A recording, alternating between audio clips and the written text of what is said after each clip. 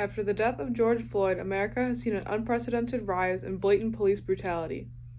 Here in Buffalo, we have seen this in the form of the attacks on Quentin, Suttles, and Guigino, both of which illustrated the true violent nature of our police.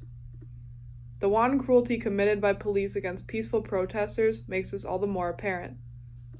We at the Youth Climate Council are condemning these atrocities. On behalf of all the YCC, I'd like to say that our thoughts, condolences, and well wishes are with the victims and families so inhumanely harmed by these barbaric acts of police violence. When we as youth fight for climate justice in Buffalo, we fight for every citizen's fundamental rights. This includes the right to breathable air, drinkable water, safe, affordable housing, access to human resources, and most importantly, a safe, healthy environment. This means we're also fighting an end to police brutality, which has for too long kept our minorities oppressed.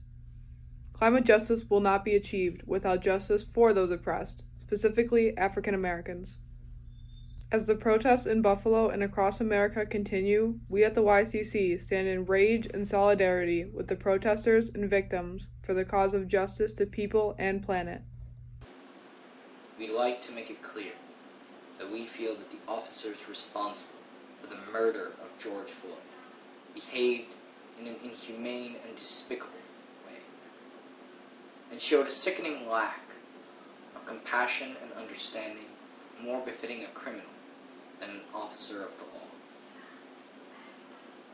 We'd also like to make it clear that we feel that the violent actions of police against peaceful protesters and citizens runs counter to every right and belief our country holds dear. For the abhorrent and outrageous actions of the police, we condemn them in the strongest terms. We condemn them for their barbaric overuse of violence, for their lack of humanity and compassion, and most importantly, for their continued racist treatment of people of color.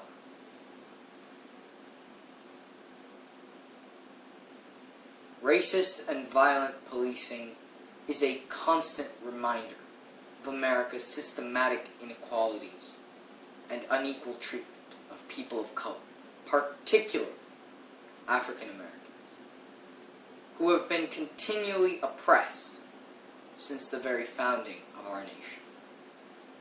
More than 400 years after the arrival of the first slaves, we still live by the racist and backwards mentality that brought kidnapped black and brown bodies across an ocean to be used as forced laborers.